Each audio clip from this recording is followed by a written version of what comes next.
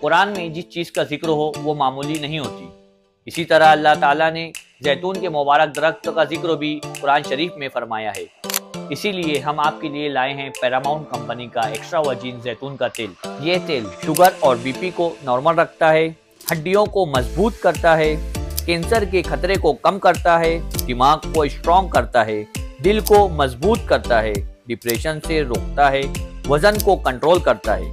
Ramzan special offer 299 वाला जैतून का तेल एक बोतल लेने पर एक बोतल बिल्कुल फ्री। इस रमजान अपने घर वालों को सिर्फ खाना नहीं बल्कि पाक और सेहतमंद चीज दीजिए। सेहत का इंतखाब भी इबादत बन सकता है जब नियत साफ हो।